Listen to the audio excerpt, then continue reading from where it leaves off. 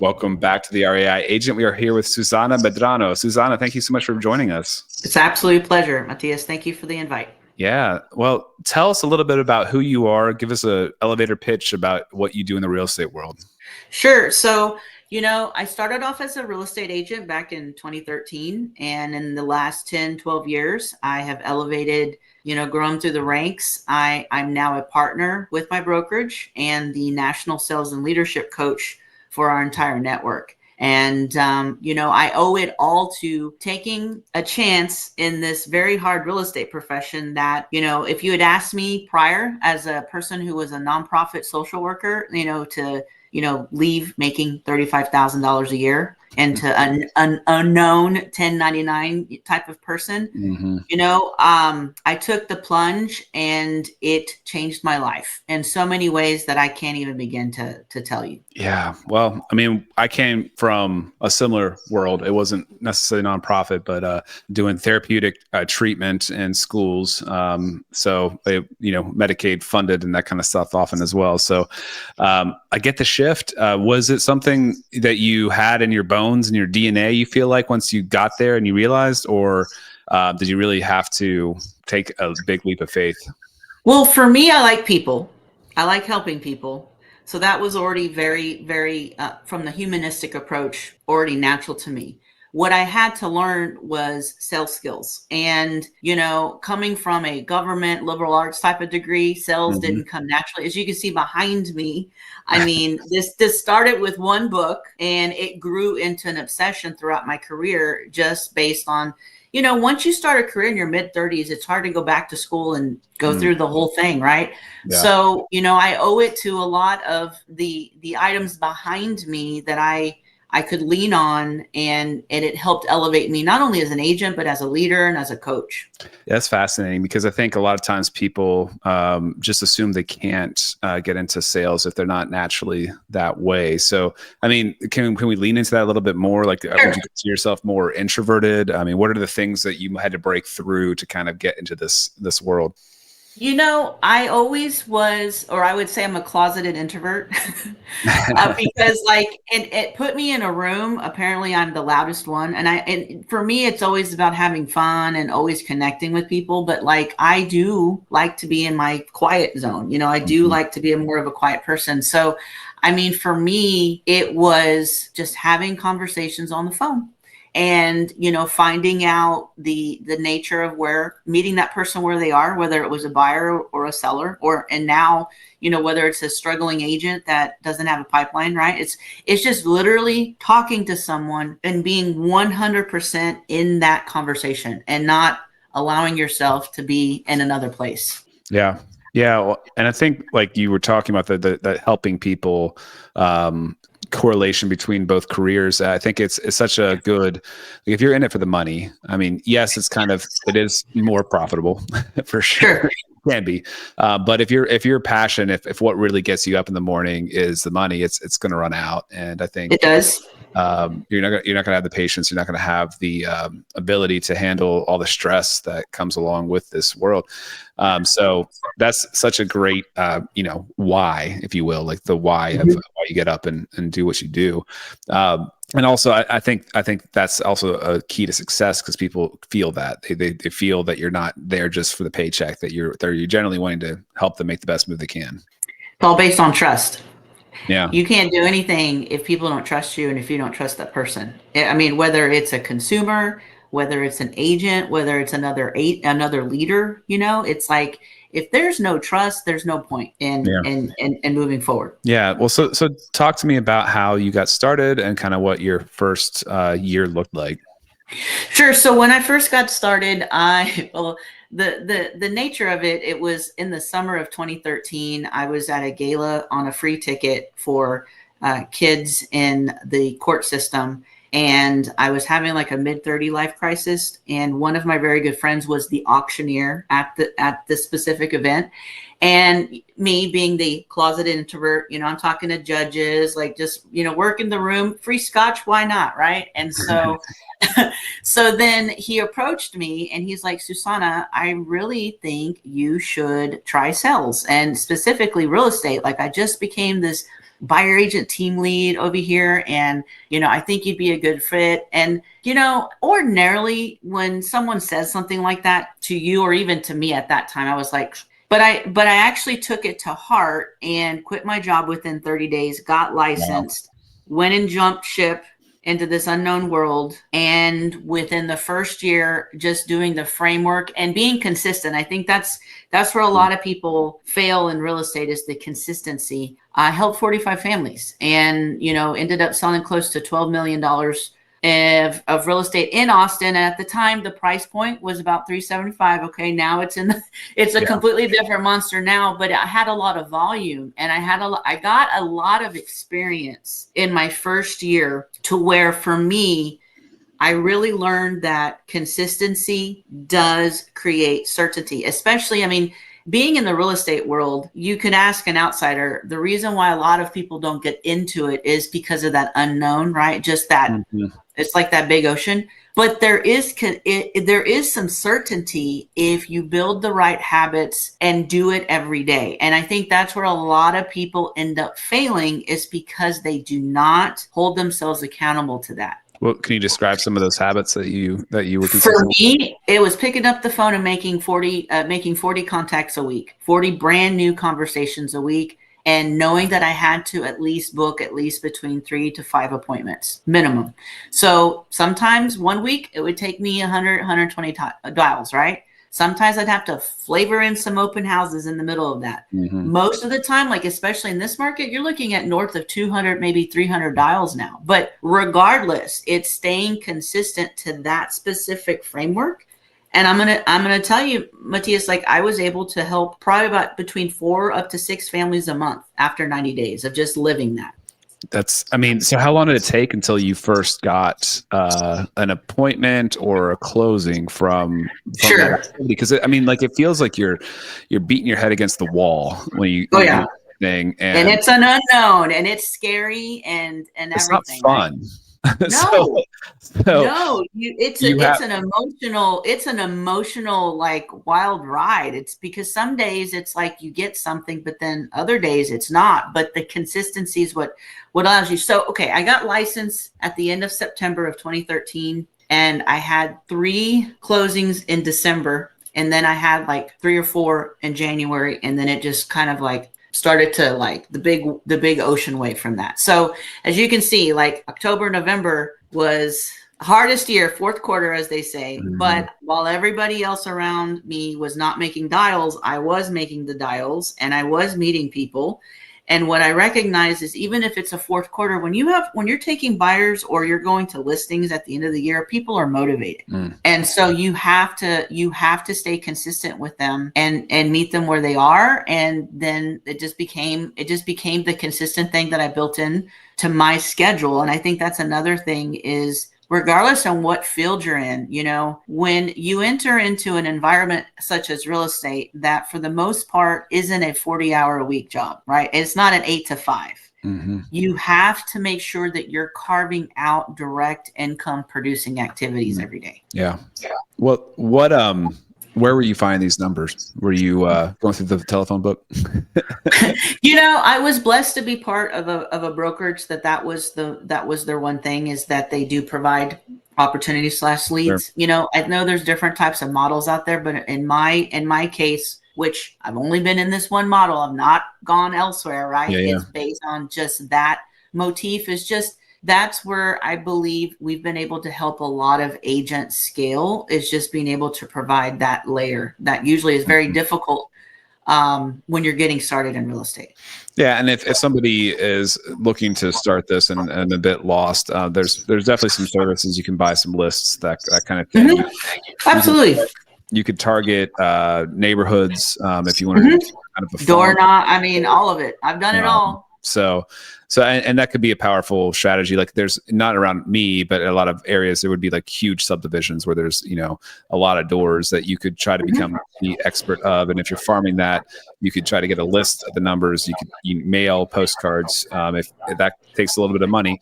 It does. But it is effective. Then you could also door knock to try to really concentrate on something. So that you know what's another nugget too, Mattias, is going to new construction subdivisions and meeting the sales counselors there and having them take you on a tour.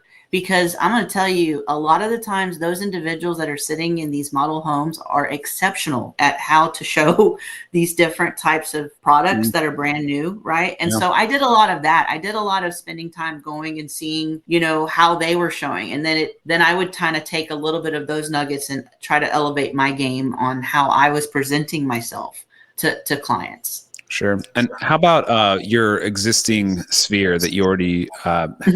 Like you would have had a network of friends, family, maybe, absolutely, and professionals that you were in. Were you also? I'm a realist. Normally, when people get into real estate, everybody knows a realtor. Everybody knows a realtor. It's like 7 degrees of Kevin Bacon, right? Like everybody knows a realtor.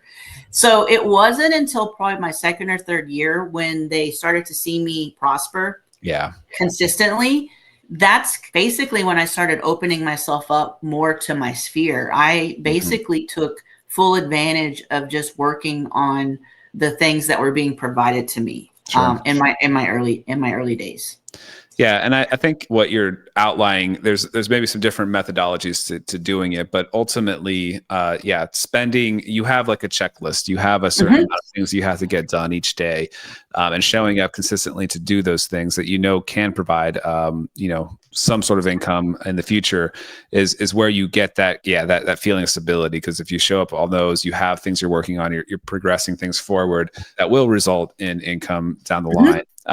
But you do have to push through. Like, 'cause I think, like you said, that you had a couple months where, you probably saw some momentum, but were you calling for weeks before you really feel how much of uncertainty did you have while you were making these phone calls, that you had to get through until you actually saw some sort of result? Well, in the first couple of months, to be able to let's just say the first 90 days for me, I was treating it like an 8 to 5 job until I got that momentum. And then from there, then it was about just hitting certain metrics that do indicate having a little bit more of a predictive type of revenue for me. So then, what would take me 8 hours or, 10 hours in a week, I was able to kind of segment that out into like 1 to 2 hour call blocks. And then that is what it was. You just leave everything on the field and you move on and do other tasks.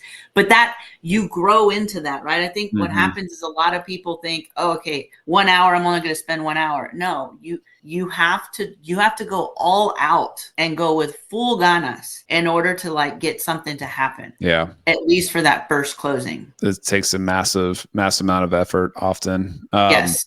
So would you then suggest most people, if they're thinking about getting into the business, go all in so they can do this kind of activity?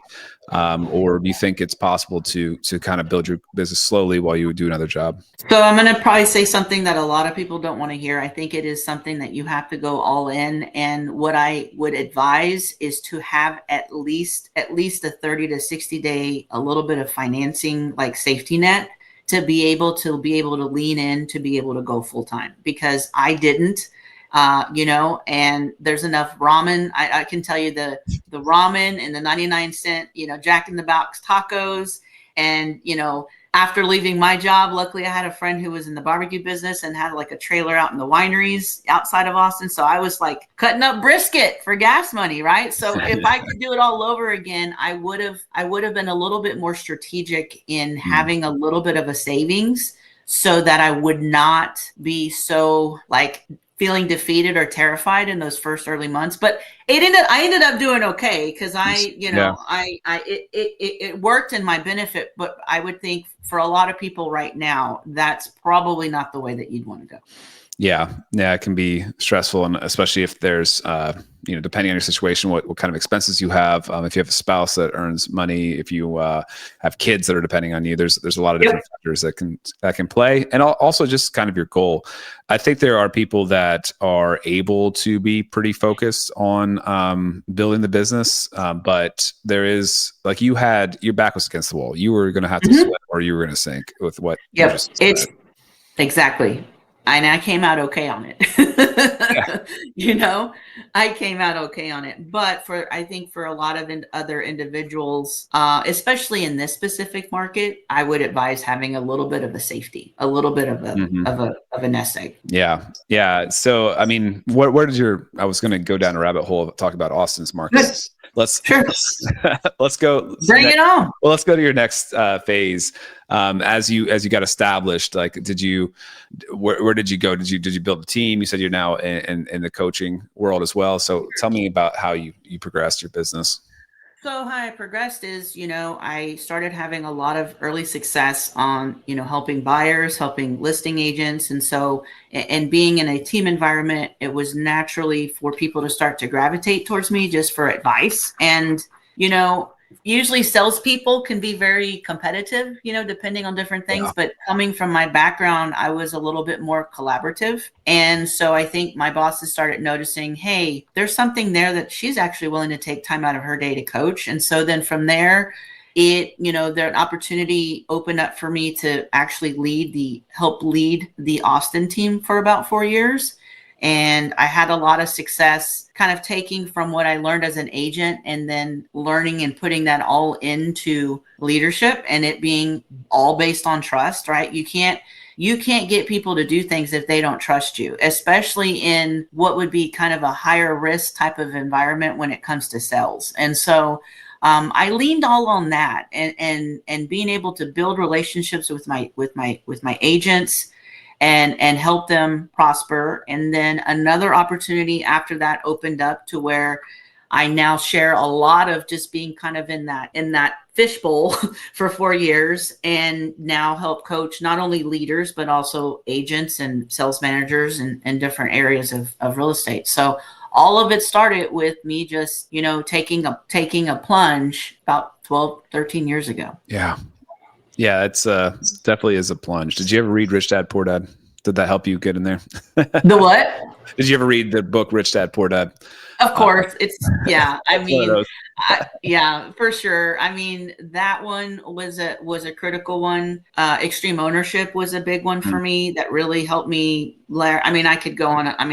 In 2018, here, let me tell you this fun fact, Mattias. I did a dare with my broker for New Year's Eve resolution. I said I would read 52 books in 52 weeks and did so. And so from that, it's now years later has become an obsession of like biographies or Westerns or like whatever the year's theme is. So I don't even know what this coming year is going to bring for me when it comes to books. Yeah. That's amazing. Did you get into the investing space as well in this journey? Did you invest in real estate? As far as like investing other than just in my personal home, that's been the actual shelf life of that. What I have taken from the real estate industry is investing in others as far as the actual person, as far as the actual agent or leader that's sitting in front of me. That's I love it. My path. Yeah, that's been my path. Sure. I love it. So that's the role you're in now then. Still. Yeah. I am. Yeah, no, it's I think people need to, the beauty of real estate and people will tell me a lot is like, you can kind of make it what you want. And in the beginning, I would joke, I can choose what 18 hours a day I wanted to work. And sure. But I think there is the ability there. I have interviewed people that have been very strict about things like 9 to 5. I work 9 to 5. That's when I respond. That's when, and they're, in their position, they're doing sales or listings. Sure. And so they're not running buyers around when it meets their schedule. But there is that ability within this world to be able to, make it what you want. I think there's the ability of, I don't know if some people are just happy with a certain amount of sales volume. Once they have that, they kind of stop for the year. take a long vacation. I mean, I think this world is a lot of like, we should be thinking about what we want out of life, and we should I be agree. focused on that as well, and not just be like, if you're competitive and what really drives you is to be the number one agent, that's great, good for you. But if you have other priorities as well, I think that's, not wrong. You shouldn't feel bad about that. Exactly. There's that whole take on words like KPI, key performance indicator, but then now there's a whole nuance on keeping people inspired, especially Mhm. those that that are your teammates or people that you're collaborating with. So I do agree. I do think a lot of the real estate profession is probably split 50-50 on that, Yeah. And I think it's easy, especially in this world, to compare yourself to others. And if you're not Mhm. performing as much as somebody else, you may feel that you're not doing enough or something. Sure. I don't think you need to focus on it. And so, speaking of KPIs or setting goals, and we're in the fourth quarter of this year. Mhm.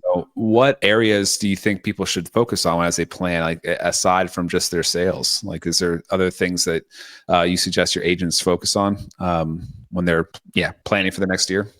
In addition to just, having a healthy pipeline, there is Mhm. something about having the healthy mindset. This year, 2025 has been a really brutal year for real estate agents. Regardless, it doesn't matter what state, what city you're in the country, right? And so I think in addition to that, I'm also been really helping them just really understand, like, what do they really truly want? Like, what we have team numbers, everybody has metrics and stuff, but at the end of the day too, it's about asking what the agent actually wants, Mm. and then us stepping aside and being able to help lead them into that path. That might be a little bit different from what we may be, but at the end of the day, we owe that to that person. Yeah, because I mean, if you're not happy, if you're burnt out, if you're stressed, and you're not going to be effective at work. So Exactly. there's a lot to it, and I really liked kind of trying to choose 3 areas of focus in general. So for me, family, health, and business is kind of, it's for me, it's natural to kind of focus too much on the business and Sure. to be dreaming about the 16 steps ahead of that I'm Of course. but and then also the health isn't too bad. I got into the cult of CrossFit, and so I'm Nice. obsessed with that aspect, but eating and the other aspects of it Mhm. as well, of health that are good to focus on.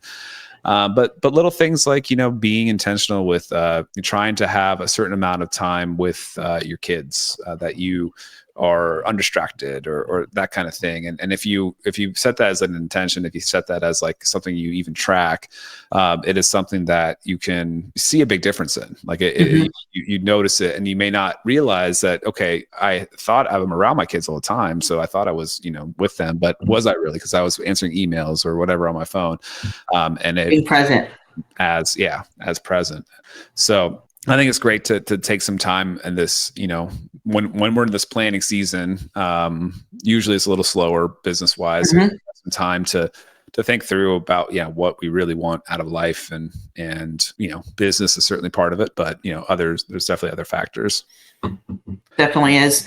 It's always about, I've always been a family first. That should always be the first thing that you block in your calendar, and then everything else works around that. The second component would be now, with, just like you said that you started this CrossFit, I'm going to be doing my first Spartan race Nice. in March, coming from kind of the Camp Gladiator world. So, I mean, I think in order for us to show up and be present to our people, like, we also have to be taking care of ourselves.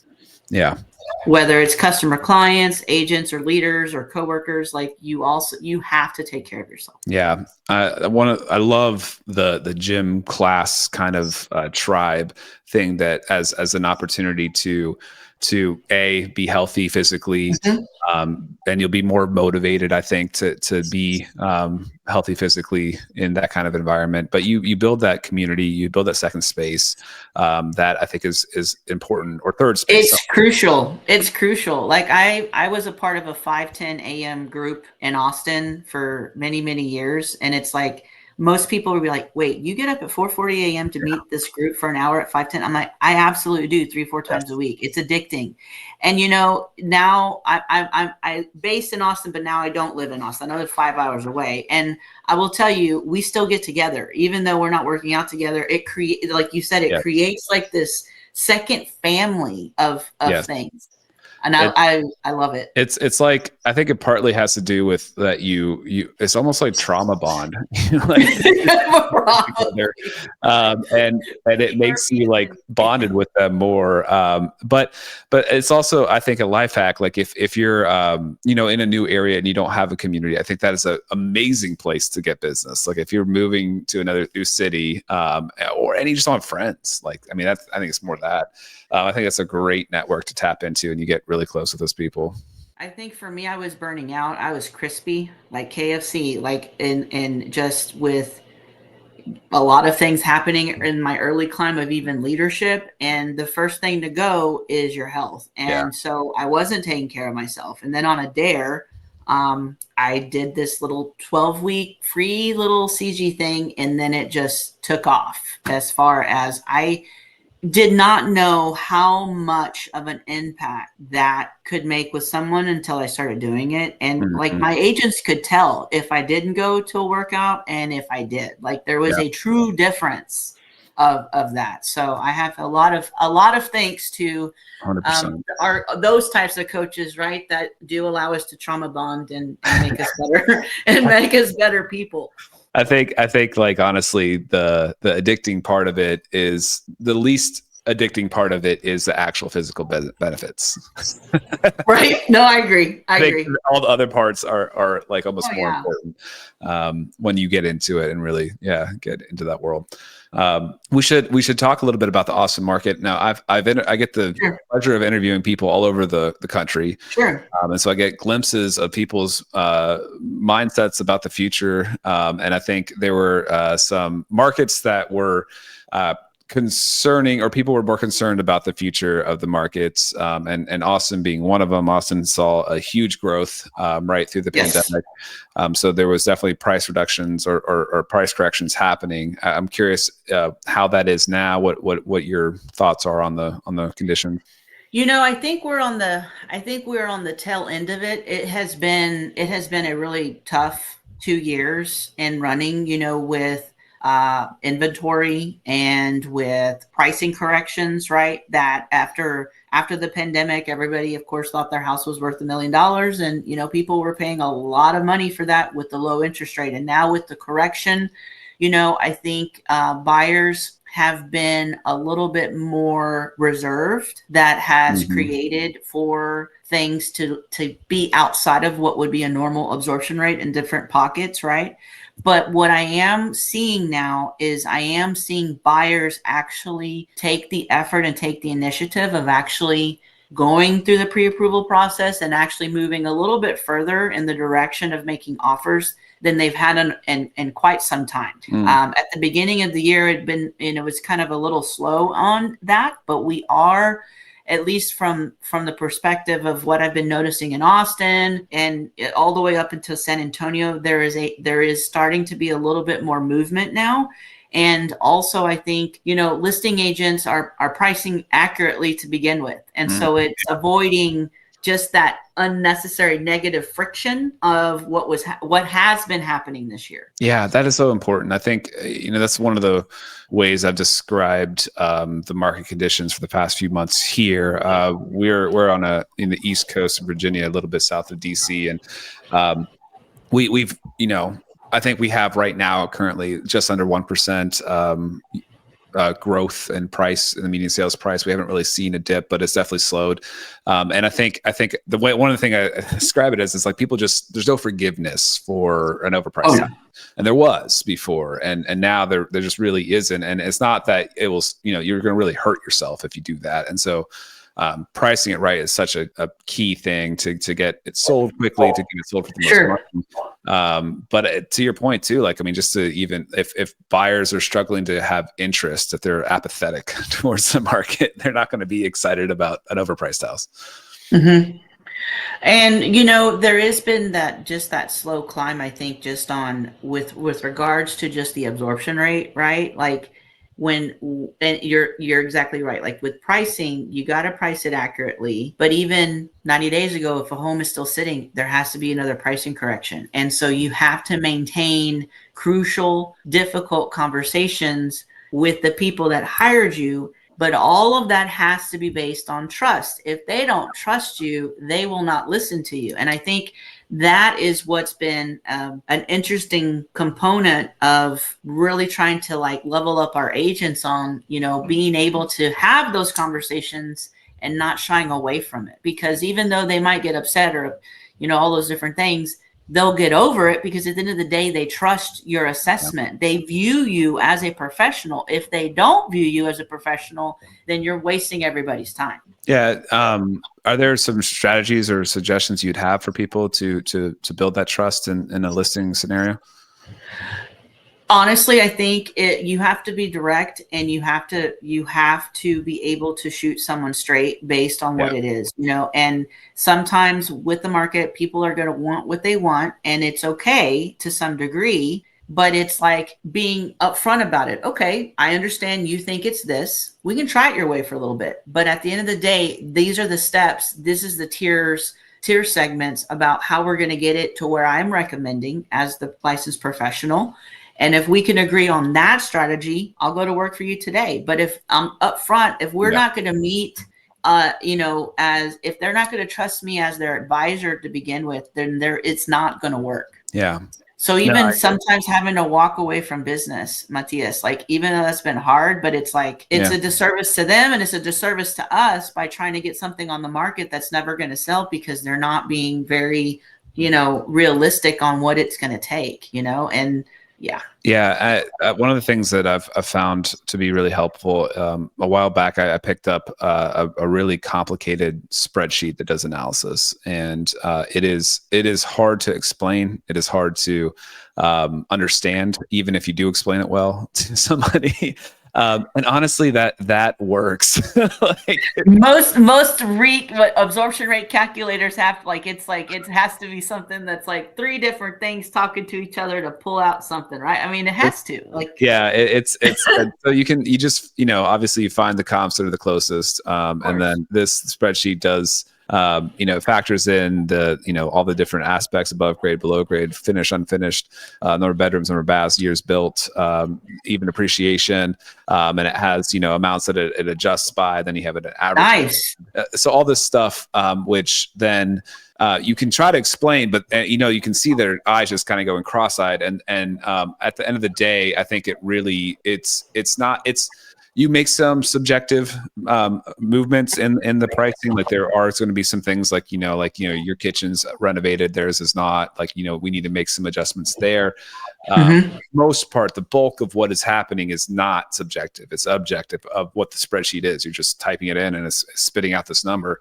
And so I think you can come at it then as like, this is not my opinion. This is just what this is what the data is saying. Numbers don't lie. Data doesn't lie. And if they think that they can find better comps, sure, I'll use them. Let's put them in. But at the end, So I think that's been one way that if we are having that conversation, you think that we should go higher. You think that we should start here. This is what you think it will sell for. I can say, in my experience, my confidence is very high in this. Sure. That this is spitting out. We can try your way, but we need to have a plan to get closer to. And it's not just about pulling comps anymore. Like you have something that's like elaborate. We also designed our own little calculation thing, and just like you said, we can spit in the numbers, and their eyes are be like that, but it's data. Like it doesn't lie, and either you agree with it or you don't. And if you don't, let's have a conversation about it and see if we can actually meet and agree on the path. But if we can't agree on the path with what I'm telling you, then it's probably not going to work. Right. Yeah. And I think if you don't come with that kind of, those kind of tools and that kind of expertise, then to them, it just feels like you just don't like our house, or like you don't believe in the house. Like some other agents believe more in this house, and that's going to get it sold for more, that's right. So, Yeah, no, I'm sure we could have a lot of other discussions. Oh, you and I could talk 3 hours right now just on. But I do want to move it into the golden nugget phase. What golden nugget did you bring for us today? Just based on just even the title of your podcast, like I think the golden nugget that I would like to bring to you and of course to all of your listeners is that real estate can be the most holistic career if you let it. And what I mean by that is that, real estate forces you to grow. You heard my story on the early end, like I had to learn phone skills, like all these different kinds of things, right? And so the more that you are open into growing as a person, the more you grow into the business. And I think it's a very interesting phenomenon. Like, even recognizing if you think of even my journey, your journey, like we all started working out for some reason, right? Because we needed that specific growth. And I think real estate, if you lean into it and you do it right and you're disciplined about it, it can lead you into living a life that is very holistic. I mean, I'm a product of it. And what I would also say about that is your business, whether, within real estate, will grow at the speed of this too. Like you have to trust in this, and this has to stay very, very, very strong. Because, all the objection things that you get faced with or setbacks or all the challenges, those are only minor. But when you look at yourself in the mirror, you can still say that you were the badass that actually got through the day. And so that's definitely one thing that I would share with you is, every time I leveled up, whether it was from being an agent to a leader to now a coach, it wasn't because of some book or some tactic, right? It was because I wanted to be a better version of myself. And I did the things that it required in order for me to level up. And so I just want to encourage everybody that's listening today is that real estate forces you to grow. You got to grow with it though. If you don't, it won't work for you. Yeah. And that points to that extreme ownership concept, the book you're talking about, right? I mean, like if you really make excuses, and there's valid excuses. I just talked to I just interviewed somebody who was their whole life since like 10, they were 100% dedicated to being a professional basketball player. They were, that was what they were doing it professionally in Europe. And they had a career-ending injury. And if you want to talk about being able to play, I can't even imagine. Like everything, they did everything that they possibly could to do this, and then they had an injury that took them out. And that's not necessary. I don't know. Maybe they could figure out why that was their fault. Maybe somebody could break that down. But like, that's a example of how you could really like allow yourself to be the victim. They did for a little bit. But then they turned this discipline, this extreme focus on what they learned in their pursuit of being a professional basketball player into being an agent, and then they became super successful in it. And the point being is like, even if you feel like you have that kind of circumstance where like you can be the victim, you feel like you're justified being the victim, it doesn't help. You just got to move on and turn that because ultimately you're going to get out of life what you put in. Yeah, that kind of ties into Tim Grover's Relentless, right? Have you read that one? I haven't read that one. Is that your book?